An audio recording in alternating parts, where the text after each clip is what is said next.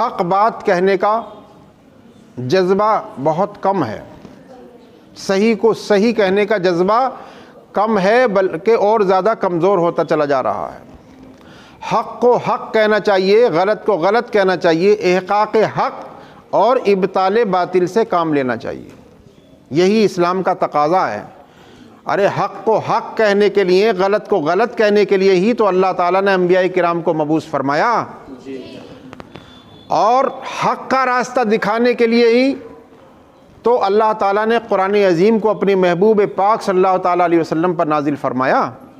اس لیے حق کو حق کہنا چاہیے، صحیح کو صحیح کہنا چاہیے، غلط کو غلط کہنا چاہیے، اس سے چوکنا نہیں چاہیے۔ یہ الگ بات ہے کہ محبت کے ساتھ کہیں، آپ کوئی اگر غلط ہی کہہ رہا ہے تو اس کو غلط طریقے سے نہ کہیں کہ اس کو اور زیادہ برا لگے، یہ بھی اسلام کے خلاف ہے۔ اس لیے کہ اللہ پاک نے فرمایا ادعو الی سبیل ربک بالحکمت والموعظۃ الحسنہ، اپنے رب کے راستے کی طرف دعوت دو حکمت کے ساتھ اور بہترین نصیحت کے ساتھ۔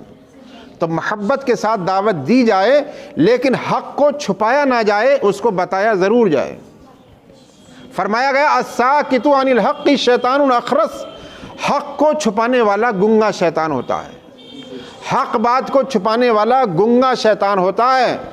لہذا ہمارے تمام طلباء، علماء، فضلاء، نوجوان، خواتین امت، بچے، سب کو چاہیے کہ حق بات کا اظہار کریں، احقاق حق اور ابطال باطل سے کام لیں، صحیح کو صحیح کہیں، غلط کو غلط کہیں۔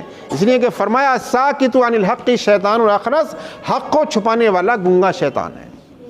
تو گنگا شیطان بننا ہے یا اللہ کا مجاہد بندہ بننا ہے؟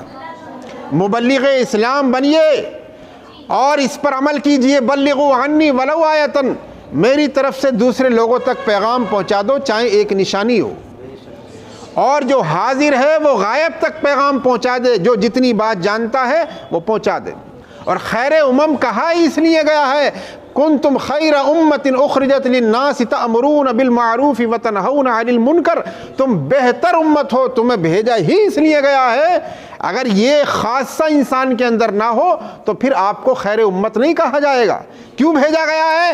فرمایا تأمرون بالمعروف وتنہون عن المنکر، تمہاری ڈیوٹی یہ ہے، ذمہ داری یہ ہے، تمہارا منصب یہ ہے کہ تم بھلائیوں کا حکم دو اور برائیوں سے بچاؤ۔ اس لیے حق کو چھپانے والا گنگا شیطان ہے، چاہے وہ کوئی بھی ہو۔ اور فرمایا افضل الجہاد کلمۃ حق عند سلطان جائر، سب سے بہتر جو جہاد ہے وہ یہ ہے کہ حق بات کو ظالم بادشاہ کے سامنے کہنا، ظالم بادشاہ کے سامنے حق بات کا کہنا، یہ سب سے بڑا جہاد ہے۔ ظالم بادشاہ ہے، آپ کو لگ رہا ہے کہ اگر میں نے حق بات کہہ دی تو یہ سولی پر لٹکا دے گا، سزا دے گا، پھر بھی آپ اگر حق بات کہہ رہے ہیں تو یہ سب سے بڑا جہاد ہے۔